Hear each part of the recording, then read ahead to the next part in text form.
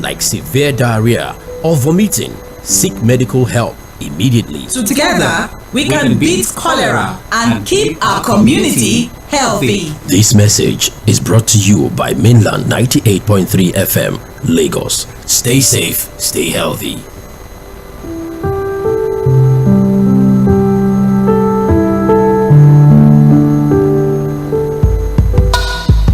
Knowledge is power. Information is key, and that is why we aim to unlock the doors of opinion, unveiling the stories that need to be told. Join Omobola Sandra and Sage Babalola on the Morning Express on Mainland 98.3 FM from 5 a.m. to 11 a.m.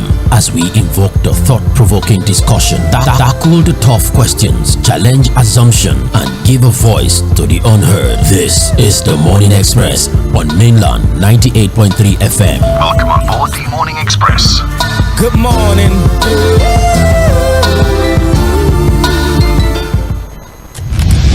Ladies and gentlemen, here it is. The most listened to radio show on the planet. Even the other stations are tuned in too. Welcome to the Morning Express on Mainland 98.3 FM.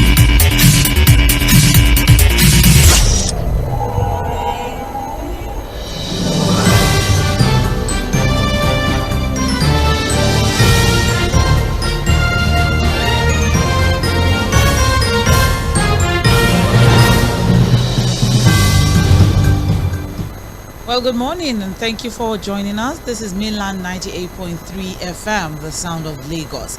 Time check right now is 7:41 a.m. It's time for us to look through the papers and see what are the major trending stories featured on the front pages. We have our papers here, The Punch, The Guardian and Vanguard newspaper. My name is Omobola Sandra. I will not do this alone. Fuad Sahid would also join the conversation to give analysis to the stories that we're going to be looking through this morning. Today is the 12th day of July and it's been quite an interesting July so far, quite an interesting second half of the year as well so far. And today also happens to be a Friday, so thank God it's Friday for a lot of people, especially our 9-to-5ers who are super excited to take the time off. I mean, it's nothing like the weekend, right? But for those of us who still, the work continues even through the weekend, well, I still wish you all the best. And I hope that we are taking care of our hygiene. We're paying attention to our hygiene. We are paying attention to our environment. And we are ensuring that, we are keeping our environment clean. Very, very important, especially in this rainy season. Ensure that you do not add to our problem here in Lagos by dumping refuse on the road or by throwing things on the road or by throwing things into the drainage systems or into the gutters. Please, let's do our own part, even as the government is also doing their own part one way or the other. All right, it's very, very important for us to pay attention to these things. All right, let's go into the conversation. Good morning, Fuhad. How are you doing? Yeah, good morning, Sandra. I'm good. How are you doing? I'm well, thank you very much. Is there still forecast? It depends on where you're buying from. I think for most of these small stations, that sells at above 700 naira, probably will just drive in and buy. But for the major markets, as you see at the queues, because again, they are still selling at a more affordable rate, at a cheaper rate. So scarcity is not as widespread, but for the major markets, as you probably have to do like 10-15 minutes of waiting before you can fuel up your car. If you understand. So I think it's a pricing issue now, although we can still say that there's still a bit of supply shortfall, but if you're going to be buying at over 700 naira, you probably just go into most of these small marketers are selling at over 700 naira. But for the major marketers, you probably have to wait for like 10, 15 or 20 minutes. NMPC filling stations major, you have to wait because the queues are longer there. All right. Well, Fuad, on this particular oil conversation, there's just a lot to still unpack. A lot of questions that Nigerians have and no answers. No one is talking to us. No one is saying anything. We're not getting any explanation. And just before we, move away from this oil conversation, did you know that earlier on, or some 2 days or so ago, we talked about the fact that NNPC was looking at getting a 2 billion dollar loan. Yeah. Okay, and then we also remember that sometime last year, they got a $3.3 billion loan from Afrexim Bank. Yes. So, are you aware that that particular loan, the repayment of that loan is 90,000 barrels of crude per day? Yes, of course. And this new one will be taking like about 30,000 barrels of crude from us per day. So what exactly do you think is making it difficult for Dangote to access crude? Okay. Yes, it's several issues, Sandra. We've highlighted a lot of them. The $3.3 billion was done by the Buhari government. Sorry, by the Tinubu government. Last year. Under the Buhari government, we had about 7 forward sale agreements. We are not even sure of how many barrels of crude oil. It's probably for years to come, generations to come. Yeah, so those forward sale agreements are there. Then apart from that, the IOC also have a lot of offshore agreements, foreign agreements with some of the people they have to supply, what you call supply agreements. So even when they explore crude from here, there's a need for them to feed those agreements. Yes. So by the time you aggregate, we say we are producing about 1.2 million barrels per day. What is actually left for the NNPCL locally? Standard, if you really check, it's less than $400, 400,000 barrels per day. Yes. Maybe just about 500,000 barrels of crude oil per day. As against, if you look at, as against the 1.3 million barrels we are producing with day. The IOCs have agreement with the NNPCL. There's that sharing formula that goes on every day. So from what they expect, I think about 60% goes to the NNPCL. They take 40% depending on what the agreement is. But what we are saying is that, look, some of these forward sale agreements is a big problem to us because borrow, beg, or steal, if you like, don't even bring anything out from the ground. You must fulfill those contracts, Yes. So at Dangote refinery, has gone ahead to build a very big refinery. It's not a small refinery. 650,000 barrels per day refining capacity is not small. It's the single largest single train refinery. It's a very big one. So it's going to be this problem of getting crude locally is not going to be a thing that will be resolved easily, Sandra, because again, we are not even investing enough in terms of crude exploration. We are not doing enough. There's crude oil theft. There's a whole lot to unpack when it comes to the crisis we have in the oil sector. A lot of the things we've refused to do in the past is now haunting us terribly, and I pity Dangote refinery seriously. Alhaji Aliko Dangote and his investment. Exactly. Thank you very much. Especially, it doesn't help with the fact that we have IOCs that have also left. I think they are down to about 2 now. A lot of them have left. Some of them have left. And some of them have even moved some of their investments to other countries. Like you said, Total Energy. They told us practically that, look, they are moving about $6 billion investment to Angola. And that's just one of the 2 that is still left in the country. And a lot of the other ones here don't really have the capacity, to pull through some of these things we need. More licenses have been issued, Sandra, for air exploration. We'll see how that goes. It's also important to note that NNPCL and even the Nigerian government have not been funding their own share of the cost of production of oil in this country. So the volume is always going to be lesser than what's quoted, as our targets and all of that. So if we have, all of these, so many issues here now, who exactly do we hold responsible? The federal government of Nigeria, the IOCs, NNPCL, or Dangote refinery? No. We just the government and the NNPCL. The federal government, the NNPCL, or the IOCs? It's just the federal government and the IOCs. They hold the stake. Because again, whatever happens, the NNPCL is supposed to run the show as far as the oil sector is concerned. And then, of course, the government is supposed to set the target for them on the deliverable. So that's why I keep saying that, look, for me, my mind tells me that, look, there's nothing left really more that we are going to get from Mr. Mᴏᴜ. I think that decision, a new leadership, and it's not just Mr. Mᴏᴜ, the entire leadership structure of the NNPCL. Starting from the Minister of Petroleum. The minister is an appointee. Ministers go, ministers come. Don't be surprised that one will come the president and chief minister of petroleum. I'm talking about the NNPCL now. That's supposed to be the driving force of whatever we do. oil sector. I think we just need to change the leadership of that institution. A new leadership, brand new leadership, maybe with brand new ideas, so that brand new things can begin to happen positively for the country.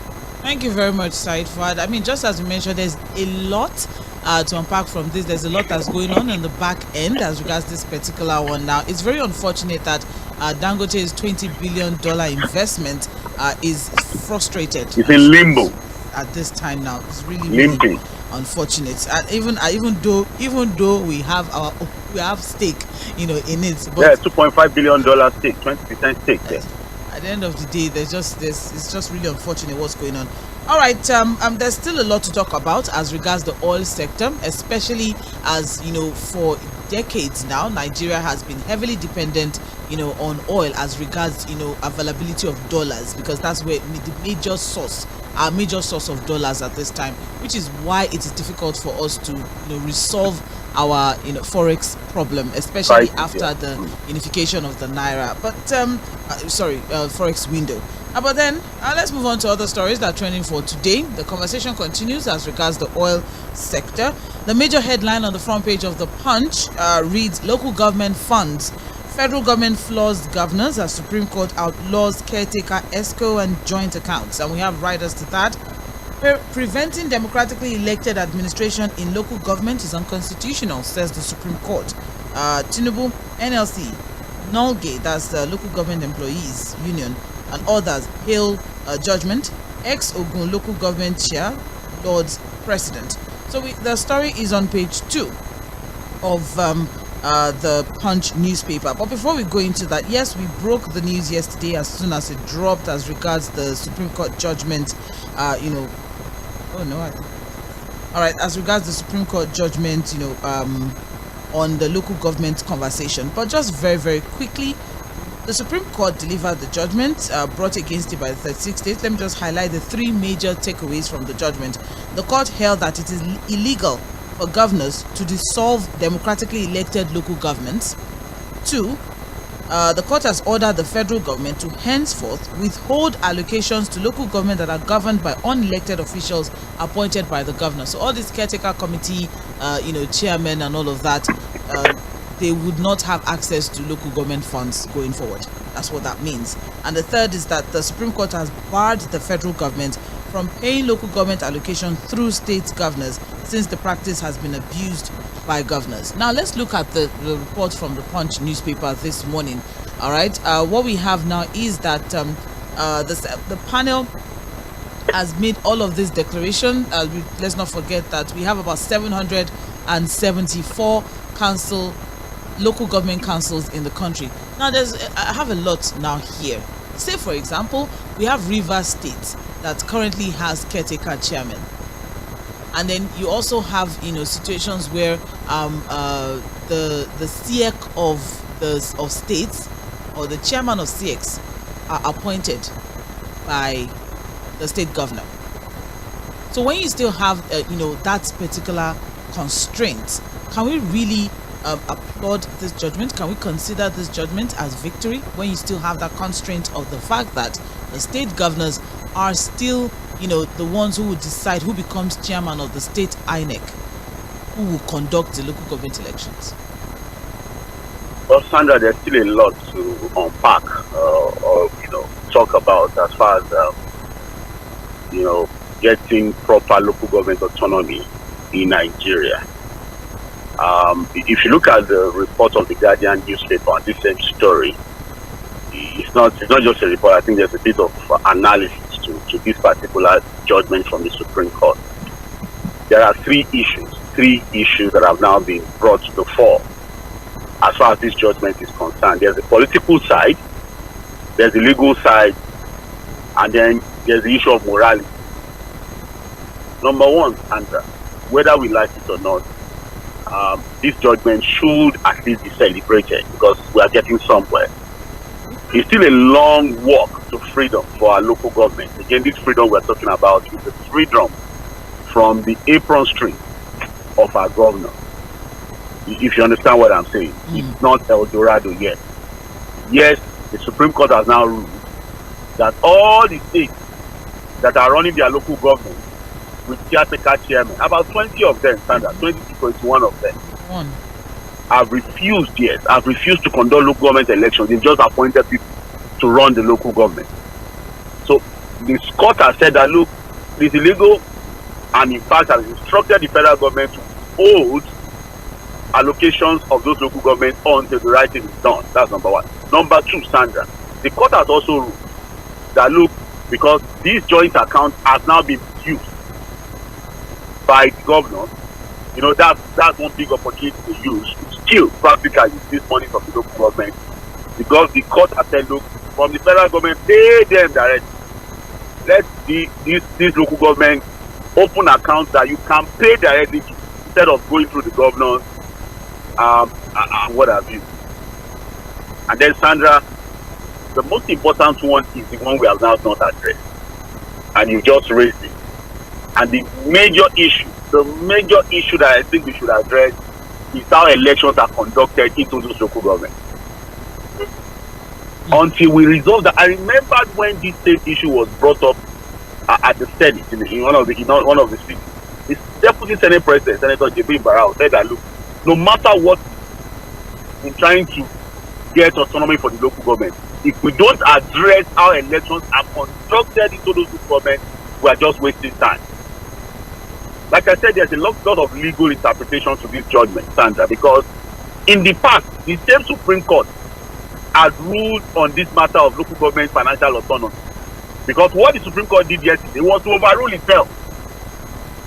Because if you remember, there was an executive order from the Buhari government, and the governors are taking Buhari to court, because the idea then was to ensure local governments were paid directly from the federal account, if you remember. But the same Supreme Court ruled against that move by the Buhari government. What has now suddenly changed, Sandra? That the Supreme Court has now decided. Because again, if you look at what the former governor of Delta State is saying, he has brought some serious legal issues to the table as to the issue of true federalism, and the fact that there are special provisions in the Nigerian Constitution that talks about this same joint account that the Supreme Court is ruling against. But again, on moral grounds, Nigerians are saying that, look, irrespective of what we talk about legally or what is in the Constitution, the fact that our governors have continued to abuse that provision of joint account, we should celebrate this one, irrespective of the contradictions in interpretation of the law by the Supreme Court, which is like even overruling itself. So if you understand what I'm saying. So we should see it as a small win. Let's just see it as a small win. But the big wins will come, or the biggest of the wins on local government autonomy will come when we now address how elections are conducted into those local governments. You can now see that a lot of the governors are already saying, okay, well, we'll take this. But the major thing is, Sandra, if we don't address that 괶 problem, because what we have now, through the 괶, quote me anywhere, is a situation where we just pretend as if we are conducting elections. Results are practically written to favor the chosen candidates of these governors at the local level. Let's be true to ourselves. We don't really conduct any elections. We just write results. And it's indicative of the fact that, look, the party of the governor takes everything. I think over the weekend, Adama and one other state is conducting elections. You'll see, the party of the governor will take everything. It's happening in Oyo State. So what people are saying is that, look, if we still give the governors the powers to pick and choose through the connivance of the 괶, which is under their control, who governs the local government, nothing will change. What you have is that, look, they would rather just put people there. So there are going to be more placeholders for the governor, Sandra, if you understand what I'm saying. Because I was trying to look at it from the angle of Fuad. Say, for example, Fuad, you're the governor of the state, and they say, okay, don't pay Fuad again. So Sandra becomes local government. Sandra becomes local government chairman. Now, Fuad will just call Sandra LA. So how much have they paid you? No. What I will just do is to put you there as a placeholder. Don't tell me to collect money and then refund it. Just as you highlighted, let's also look at the Guardian's angle of this particular report. Yes, because the headline reads, why local governments have not escaped powerful claps of the governors. And we have riders here that says judgment on assault judgment an assault on true federalism, says James Ibori, former governor. That's what Ibori is saying. Yes, exactly. Serap gives governor 7-day ultimatum to return local government funds. I don't know if that's still possible. Ruling insufficient to guarantee local government autonomy, says an ex-deputy governor. Exactly. And then go and read what the ex-deputy government says. You understand? And then we have Soludo saying verdict is great, but we need money to work for people at all levels. So, and now has not conducted elections almost in about 10 years now. Local government elections. That's it. They've refused. Whereas you're saying that, I agree to conduct local election, but there's still a case called that stopping me. These guys are happy to just use chairman. And when they conduct elections, they rig it for their own party and put their own people there. But let's take the story from the Guardian. If state governors were birds of prey and local government they're hapless victims, then there are indications that yesterday's Supreme Court verdict might not have entirely set the latter free. All right. And what we have now from this particular report now is, let's see. Okay, 3 states, Delta, Ogun, and Osun, were absent during the judgment. They did not provide legal representation or notification to the court. Oh, Ogun State, what are you doing? But then it's fine. No, their lawyers were not even there at all. It's fine. Okay, so, but let's see what we have now. Former Governor Delta State, James Ibori, faulted the judgment, describing it as an assault on true federalism. He maintained that it is constitutionally right for state and local government to have joint accounts, saying, and I quote, "It is my sincere hope that the judgment will be reviewed at the earliest time possible because it clearly stands the concept of federalism on its head." He said, "The Supreme Court has dealt a severe setback on the principle of federalism as defined by Section 162, subsection 3 of the 1999 Constitution as amended. The section expressly provides thus: any amount standing to the credit of the Federation account shall be distributed among the federal and state governments and the local government councils in each state on such terms and in such manner as may be prescribed by the National Assembly." Section 6 provides clarity further. Each state shall maintain a special account to be called the State Joint Local Government Account, into which shall be paid all allocations to the local government councils of the state from the Federation account and from the government of the state. So let's look at it from this angle now, because I think this is what Tʀᴇ also mentioned yesterday, that there's still the State Joint Local Government Account. But the Supreme Court is now saying that supplementary accounts and supplementary account signees. But now for what? Even if the Supreme Court has ruled, does it mean that we still need to go back to the National Assembly for an amendment to our laws? That's why I said that there are a lot of inconsistencies now, because again the court is supposed to interpret the law, and hearing in the law is clearly written that there should be a joint account. Now the Supreme Court is saying, on the basis of the fact that it's not the Supreme Court is not recognizing that it's a joint account provided for in the Constitution, but what they are saying is that since it has been subject to abuse by the governors, the federal government should now pay directly, which in itself is contradictory to the dictates of the Constitution and true federalism, which James Ibori is saying. We agree. But I'm saying that, look, why Nigerians are celebrating this is that, look, irrespective of what is the Constitution, which is looking at a contradiction in practice as a result of this judgment, Nigerians don't even want to care. Let us celebrate it because the governors have become, too powerful to the extent that we are not even sure anything gets to the local government in terms of their money. But again, Sandra, what we are saying is that, look, the structure of how people are elected into the local government, if it still remains the way it is, what you are going to create is a situation where the governors are probably just going to have placeholders in the several and 74 local governments to collect the money on their behalf. Maybe you don't want to pay us already. Don't worry, we'll put our people there. We'll first collect the money and return. Well, James Ibori said quite a lot as regards state autonomy, financial independence, precedent setting, balance of power.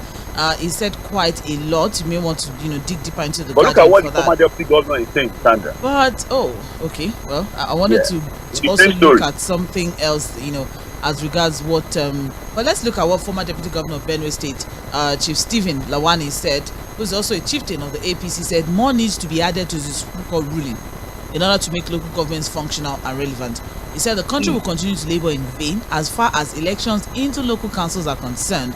unless responsibility for the conduct of such polls is taken away from the State Independent Electoral Commissions to the Independent National Electoral Commission, INEC. That's what he's saying, highlighting the problem that there's a fear of the party in power.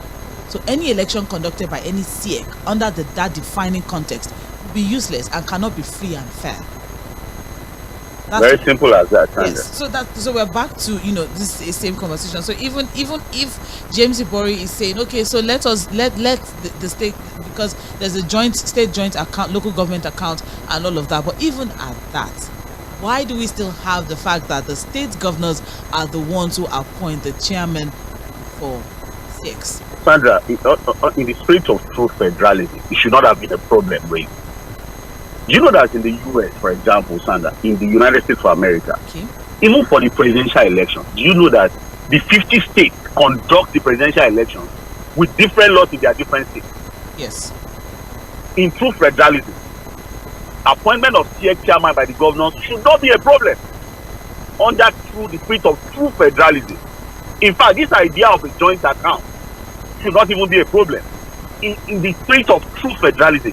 But again, we are looking at the character and nature of our politicians. You understand? In the US, the 50 states have different laws on how to conduct their own elections. Nobody, you understand? It's not anything centrally done. They all conduct their own election with their different state laws as they deem fit. But here in Nigeria, we are talking about our own local peculiarity.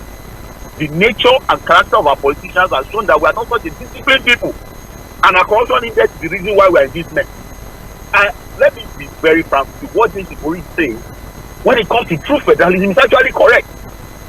But again, we are talking about maybe our own defined true federalism now, to fit into our own local peculiarity. And that's why Nigerians are celebrating this judgment. Even though, legally speaking, it is against the spirit of true federalism.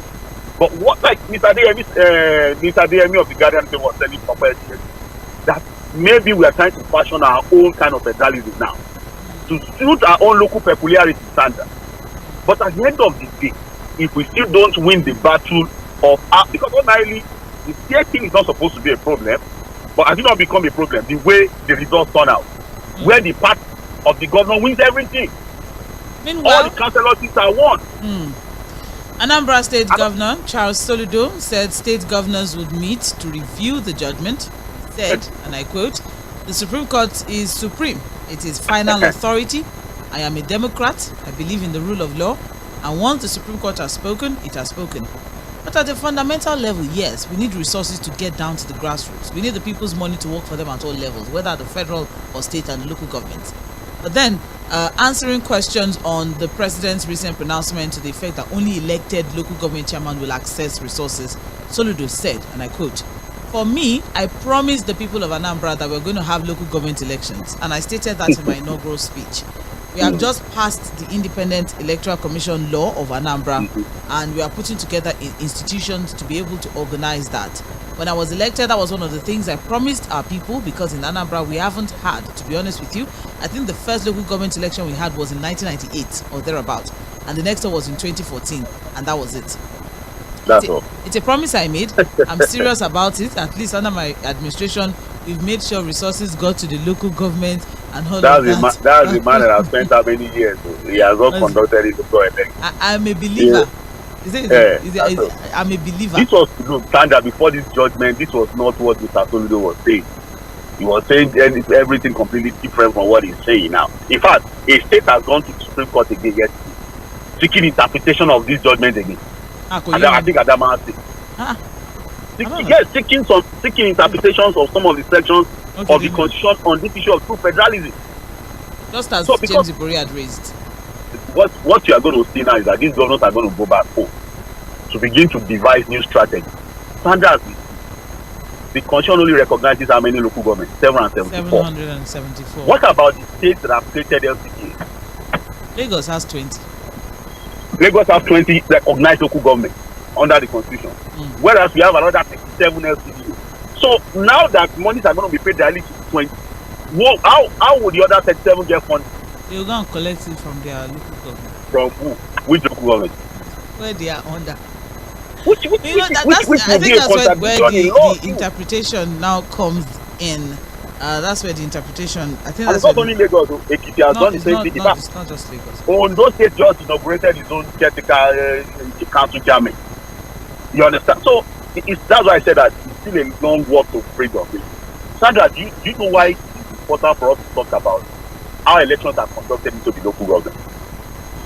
Just imagine that I contest under a different party in Lagos, Sandra.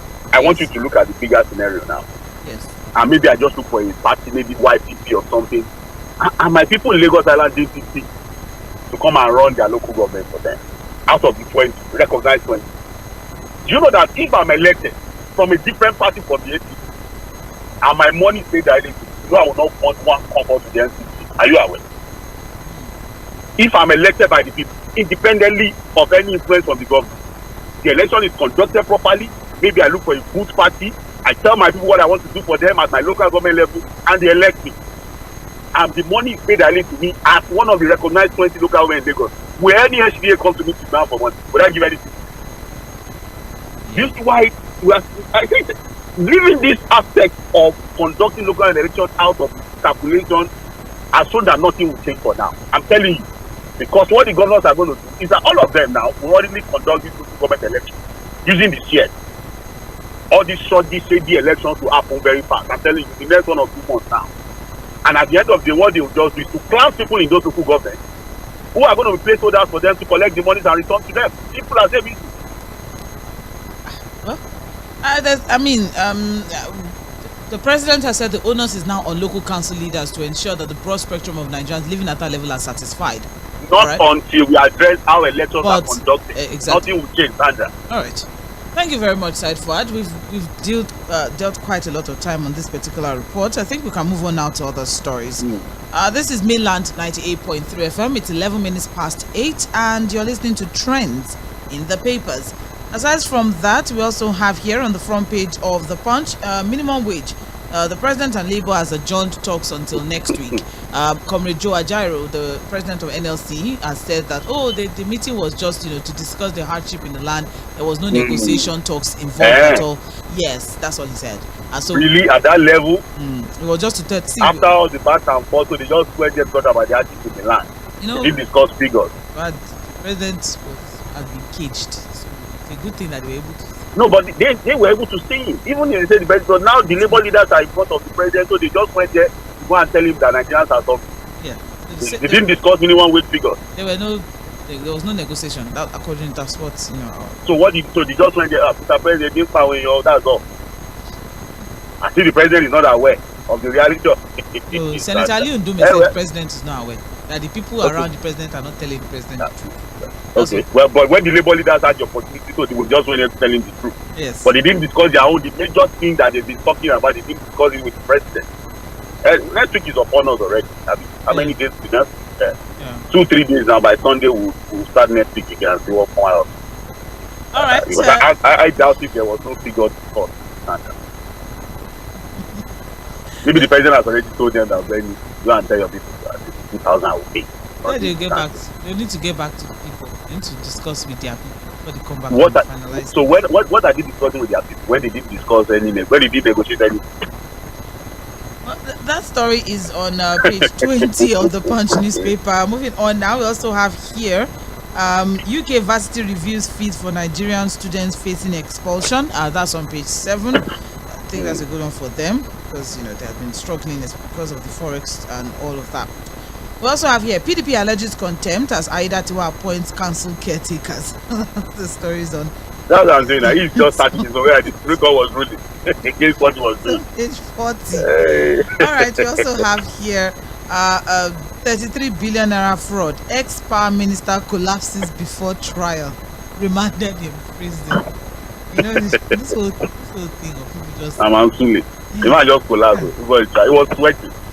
The judge at some point asked him, "Why are you sweating like this?" He said, "No, he's feeling unwell." You know what? I think the room where they probe these people, that room needs to be checked. No, this was somebody who was appearing in court. But before he even appeared before the judge, they said he was sweating profusely. The judge had to ask him, is it raining outside? Did the rain beat you? He said, no, he's been sweating. and collapsed. But they revived him. They said the water on his body was as a result of the water that was poured on him. So that was why he appeared very wet. But he was revived, and I think the trial was adjourned. And I think theatrics. Just tell us what happened. You think it's theatrics?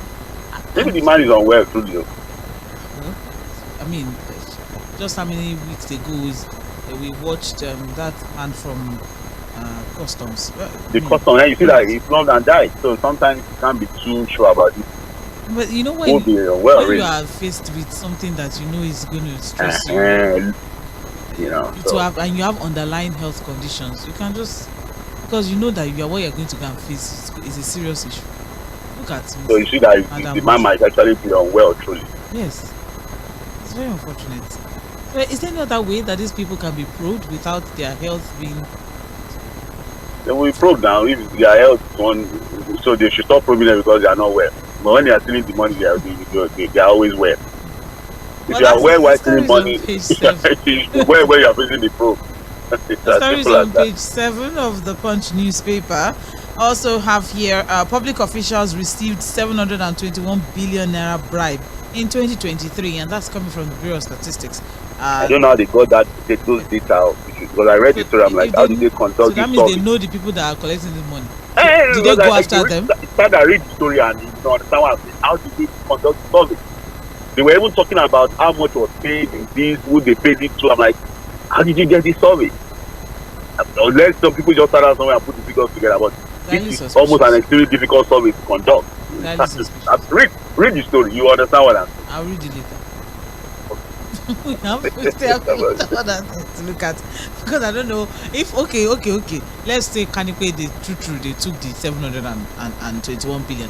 Are there efforts on ground? Are there measures being put in place to recover these funds? No, what they are even saying is that's the kind of bribe that is being earned in Nigeria for that period. That's all. Okay.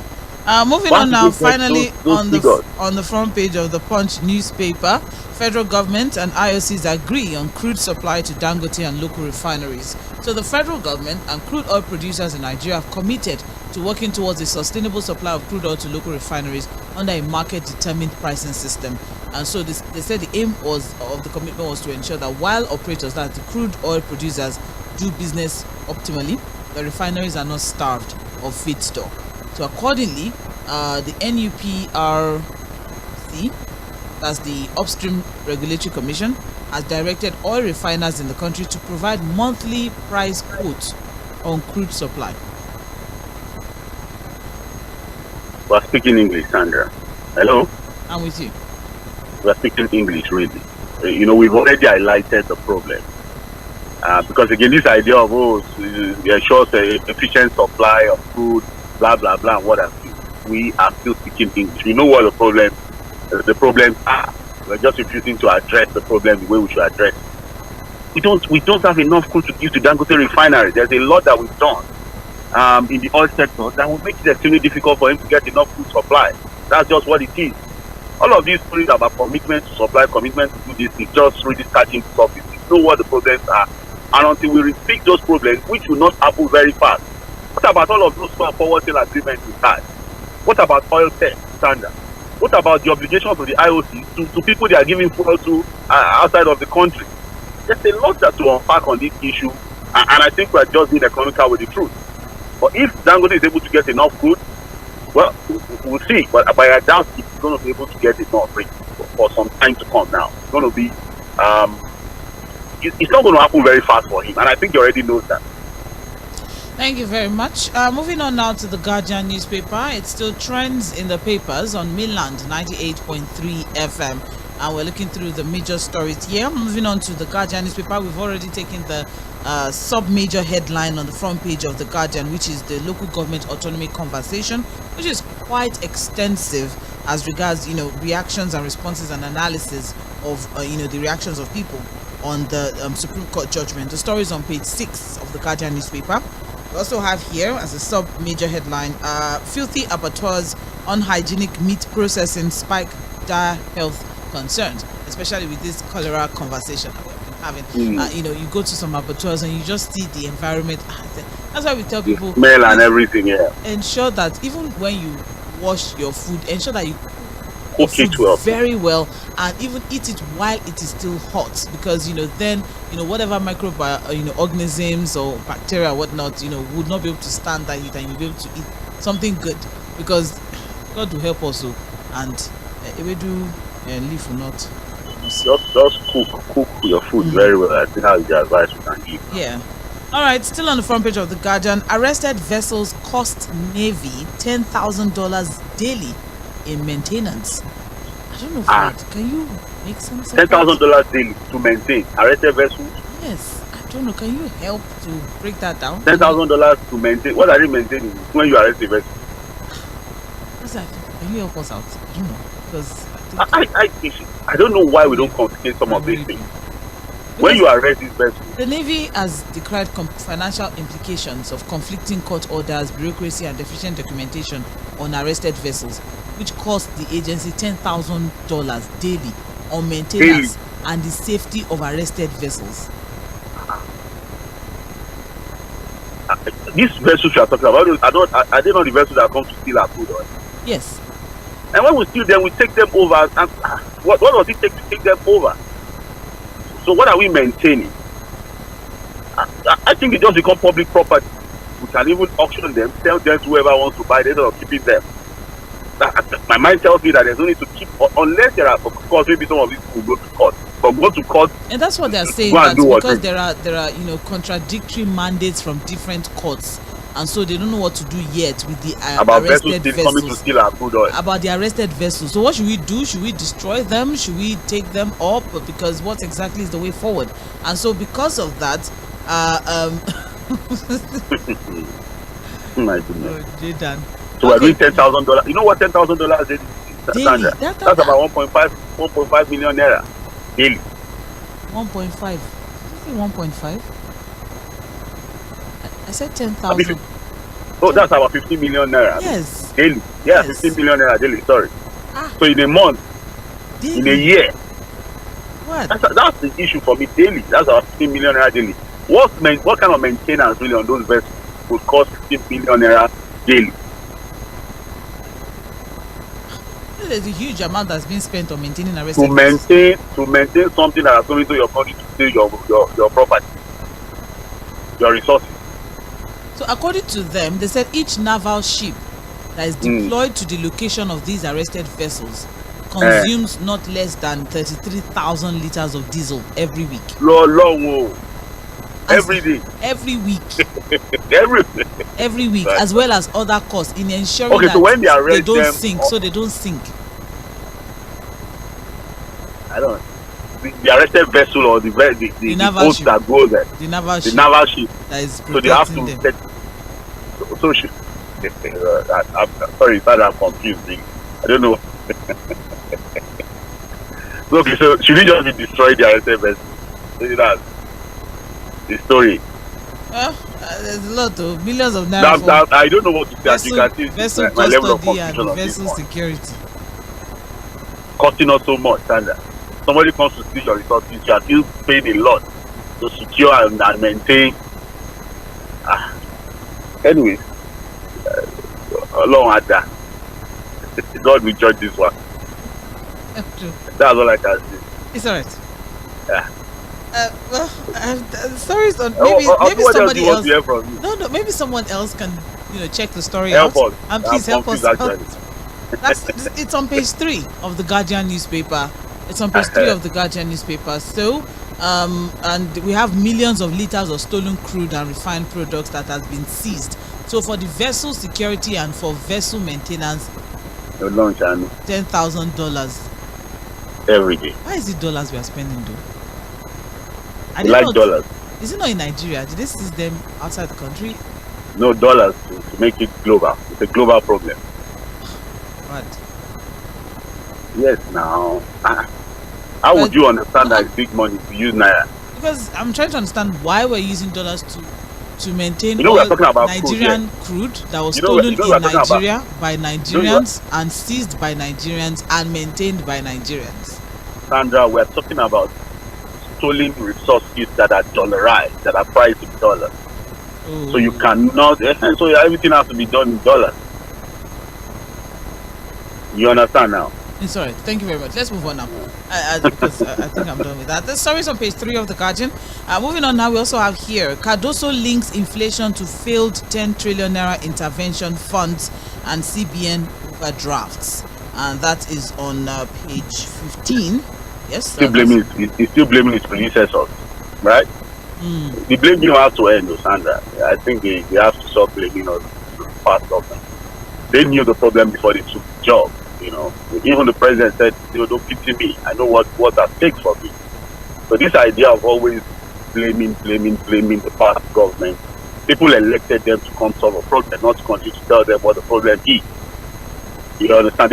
We know what the problem is actually. We knew what happened in the past administration, and a lot of things they did that was wrong. But they are here elected by the people, given the mandate of people to go in there and solve the problem, not to continue to inundate us with what the problem is. We know what the problem is. What we are expecting from them is the solution and the results of the things they have come up with as a solution to the problem. All right. Also, and that's all we can actually take on the front page of the Guardian. Finally, on the front page of the Guardian, Nigerians' confidence in anti-graft war is dwindling. And that is on page 7 of the Guardian newspaper. I think this is quite self-explanatory of what, don't you think? Of course, yes. People are, well, because are there really hopes? Because again, you ask yourself, apart from these trials that we keep saying, and there may be convictions for Yahoo boys and some of these other guys going into internet fraud. The big masquerades in the room have been chilling and cooling off without any consequences for what they've done. We are still looking for the white lion, the tigers, the hyenas, chimpanzees. Nothing has happened to them. All the former governors who are on trial, what has happened to them? So Nigerians are like, look, it's like it's a war that we will never win, or we can never win. But we even have a situation where an ex-accountant general is saying, give me more time, I'll return you when you calm down. All right. Yes, well, that story is on page 7 of the Guardian newspaper. We have a few more minutes to go. This is Trends in the Papers on Mainland 98.3 FM. And we're through with the Punch and, yes, the Guardian as well. Let's move on now to Vanguard. The major headline on the front page of Vanguard reads, Executive Order, Drug Makers Seek Clear Timeline and Stable Naira for 70% production. And we have riders here. Maintain non-implementation hampering the local pharmaceutical industry. Right. That's it. Because they are waiting. Maintain non-implementation hampering companies placing order on importation of raw materials and others. Yes. Say unless Naira value was fixed, local drug manufacturing or mirage. That's also self-explanatory for what?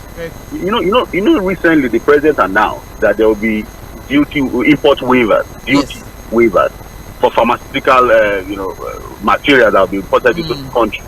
So what this report is saying is that they are waiting for the implementation. There should be clear timeline. It's not just for the government to issue a statement. When do you want to implement it? Because what has now happened is that most of the pharmaceutical companies are waiting to place orders, so that when they place orders, they can enjoy from those tax waivers and duty waivers. Well, but for you to make a statement and there are no clear timelines on when you will implement it is the problem. The same thing we are talking about these import waivers on rice and other commodities.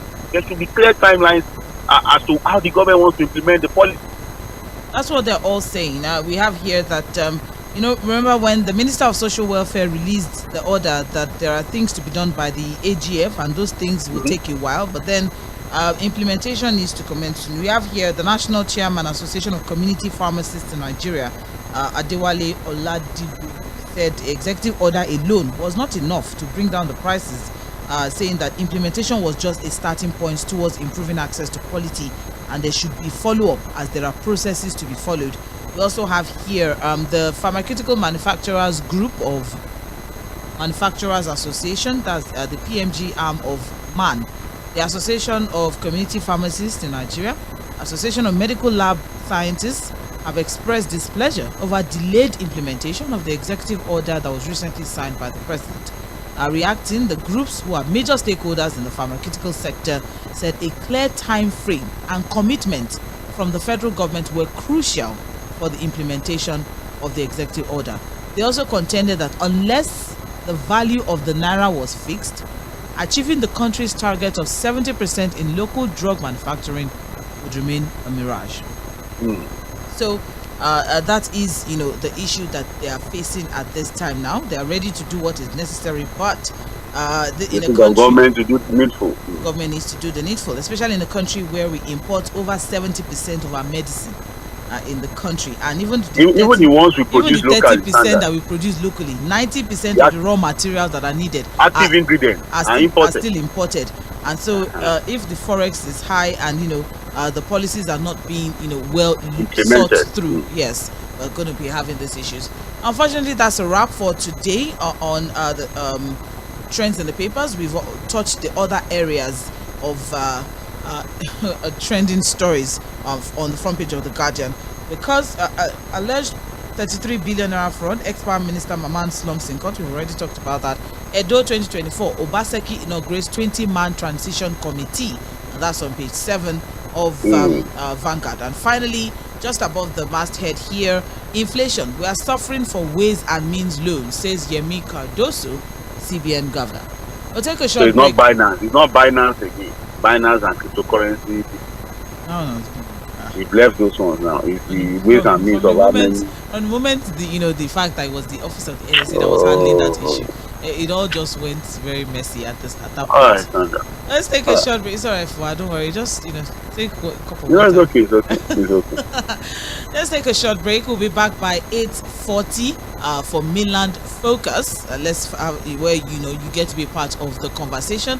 So stay tuned. This is Mainland 98.3 FM. And when we come back, we also need to look at the fact that Joe Biden referred to Volodymyr Zelensky as Vladimir Putin. And when we come back from the break, we'll take that story.